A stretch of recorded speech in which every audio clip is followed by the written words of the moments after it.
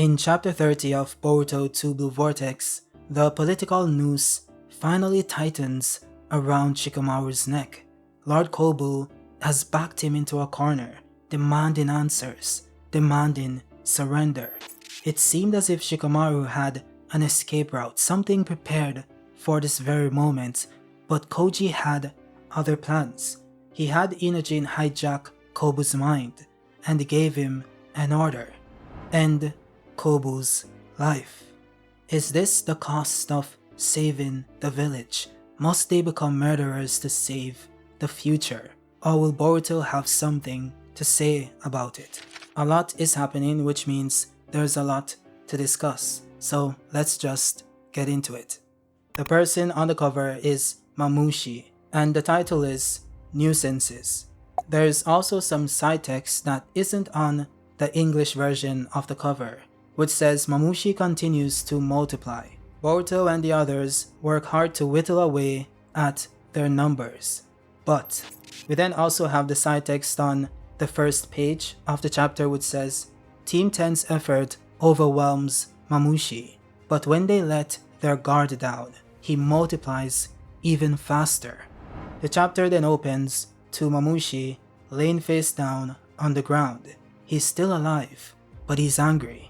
Chocho then says, easier than pie, and Shikadai compliments her saying, alright, nice work, Chocho. That is when Mamushi starts to stand up again, as if he wasn't damaged by the attack, creating more copies of himself in abundance. Himawari then says, watch out, and begins to charge a Biju bomb in the middle of the village. Chocho then tells her, wait, while Shikadai encases the Mamushi clones within his shadow paralysis. Chocho then grabs it and hurls them into the air, and Himawari then destroys them using her Biju bomb. This then creates a massive explosion, which is why it's a bit crazy that Himawari wanted to fire that on the ground while being surrounded by villagers. And I've already covered this in the first spoiler video and the second one as well, so I don't really want to continue repeating myself, but I do think this has more to do with her nature as part Biju, and even just being the Jinchuriki of the Ninetales. I went in depth on this in my video explaining Naruto's Kurama Chakra mode, but in essence, the chakra of a tail beast carries the will of the Biju, which can then influence the mental stability of the host. And that's how you get the version 1 state and the version 2 state. And we can see this in the fact that Himawari's entire demeanor changed once she entered that state. And she even apologizes while struggling to explain what just happened. This to me implies that she wasn't really herself, and this might be something we tap into later on in the manga, or maybe I'm reading too much into it and she just, overdid it a bit. But I do think there's some meat on the bones here, and it does make sense, because with great power comes great responsibility. And she should have some cons to this power that was pretty much bestowed upon her, which she has full access to. So maybe they go the Kaguya route, where she starts to lose her mind or her humanity, purely because of the type of power that's blossoming within her body. They could do anything, but we'll see.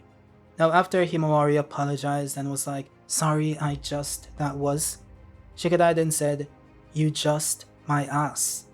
We won't always be here to back you up. Fire with no warning again, and we might not make it in time. We then switch over to Koji and Inojin. Inojin says it's not working, Lord 8th. No matter how many we defeat, there's no end to them. Instead, their numbers just keep increasing. He has already surpassed 100. I can't count them all.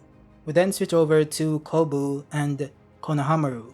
He then says, I told you, I want to interrogate the Hokage. It is his turn. Hurry up and bring him here. Sai then says, excuse me, Lord Kobu. I received reports of the enemy entering the village. It's a Shinju, and the sightings of Boruto were reported as well. The security here is quite high, but we cannot guarantee your absolute safety. There is a high possibility you may be exposed to danger. We'll have to interrupt the investigation.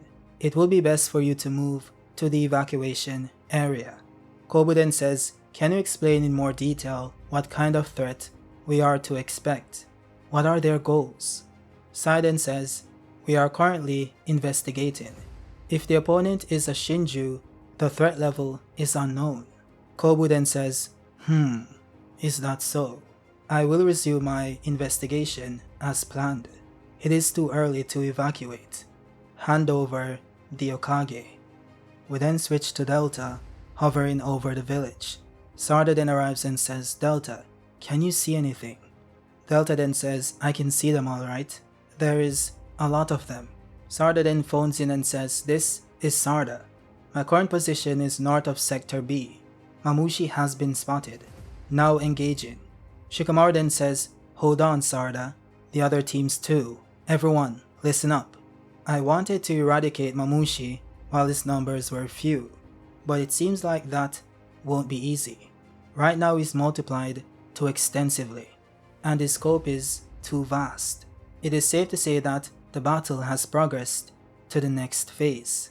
Don't panic. This is still within my predictions. We're changing the plan of action.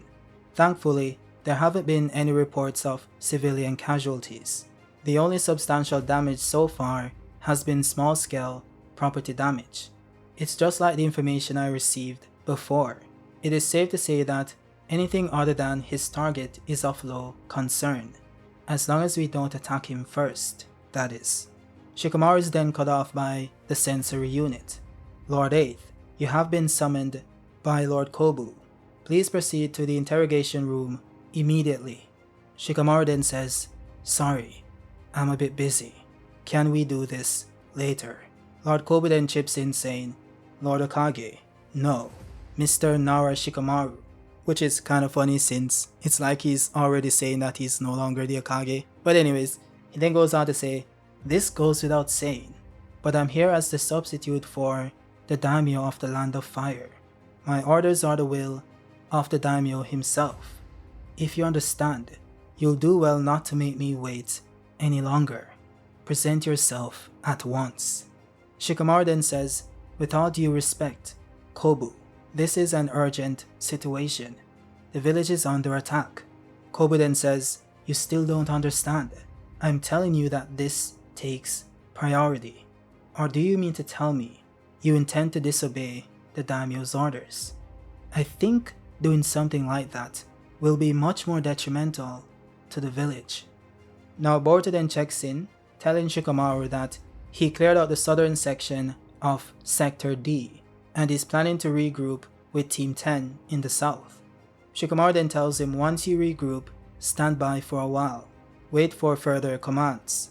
Boruto is then attacked from behind using a rope thingy, which I'm sure I can find the name of if I do some search, but I'm not going to. Okay, that's up to you guys. So yeah, Boruto is then caught and it wraps around him and he tumbles to the ground. It's then revealed that it's some random ninjas that's, doing their job. And they go on to report that they have captured Boruto. Now one of the guys then tried to take Boruto's katana, but of course it absorbs the chakra of anyone who isn't registered to use it. So that pretty much happens. Boruto then teleports to the sword, which of course frees him from the rope that was wrapped around him, kinda mirroring what happened in the fight versus Mitsuki. And he tells the guy that you are a pretty good liar, which I covered in a spoiler just means someone that lies in ambush. He then tells him that I'm saying this for your own good. If you see a Shinju, run. It would be a waste for you to die. Then of course he flies away and heads towards the south. Shikamaru then says, Inojin, I'm going towards the interrogation room for now. I have to deal with Kobu. In other words, I won't be able to look at the transmission map for a while. Inojin then says, but if that's the case, we won't be able to carry out the plan. Shikamaru says, I know. You can tell me their location information verbally, or you can take command. Inojin then says, that's not possible. Koji then stops Shikamaru and tells him to hide this toad in his pocket. Shikamaru then says, do you have a plan? Koji replied saying, well, it's something like that. We then get this panel of Boruto seemingly being concerned about this because he's able to hear what's going on and he knows Koji, he's a bit shady, and he's wondering if Koji is planning something that he wouldn't agree to, similar to what he did in the sand. Koji then tells Inojin to stop his transmission for a moment.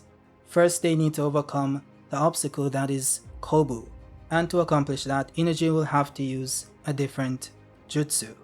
Now Shikamaru then walks into the interrogation room. Kobu then says, "So, you finally arrive. I grew tired of waiting, Mr. Shikamaru." Shikamaru then says, "As I mentioned earlier, we have an emergency. Hurry up and get this over with. I want to go back to work." Kobu then says, "That all depends on you. After all, you might lose your job, depending on the circumstances, Lord Okage. To be truthful, I've been suspicious of you from the start. I have reason to believe that you were the one who let Boruto go." Shikamaru then says, "What nonsense. And your basis for that is?" Kobu then says, "My hunches are rarely wrong. Either way, I'll soon gather evidence. Why don't we do this, Mr. Shikamaru? Admit to your crimes with honesty, and I might just make your sentence lighter. We should put an end to this sooner rather than later." That is when Koji's toad steps out from Shikamaru's clothing, and Koji says, "Do it now." Inojin then uses the mind transfer jutsu on the toad inside the hideout, which is then apparently relayed onto Kobu through the toad that's on Shikamaru's body. Kobu then face plants into the table, and Sai rushes over to see what's happening. He then wakes up to see Sai standing over him and says, "Papa?"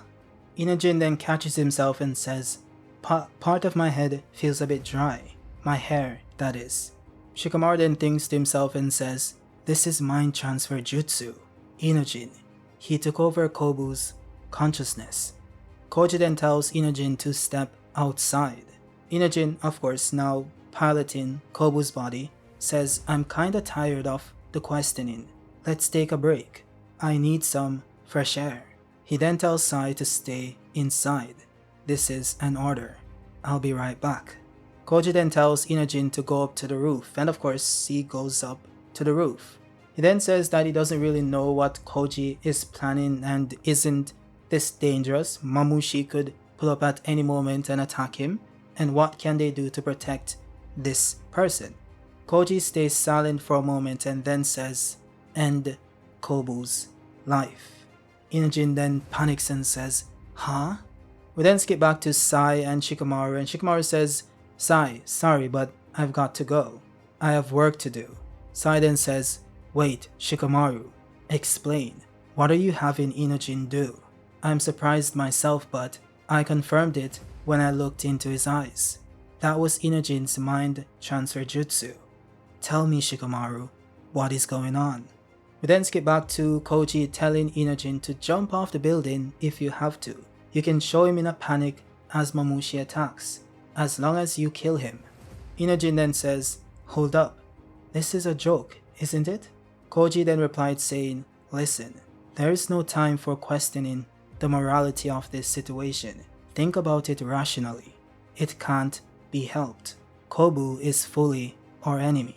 The only ones who will know about this are me and you. No proof of this will remain." Inojin then says, "This is insane. Have you gone mad?" That is when Mamushi pulls up and says, "Do you know where I can find a woman named Ada?" Koji then fires an attack at Mamushi using his toad, which actually damages him. Mamushi then begins to spaz out and creates multiple clones, saying, "The hell are you doing, you bastard? You wanna die?" Koji then says, "Good, this will do." And that is where the chapter ends. The side text then says, "One can't be choosy when fulfilling goals. Will Inojin act on rationality or morality?" With that said, that's it for the video. I do think Boruto is just gonna come in and save him, to be honest. I mean, is Inojin going to handle 5 Mamushi clones? Absolutely not.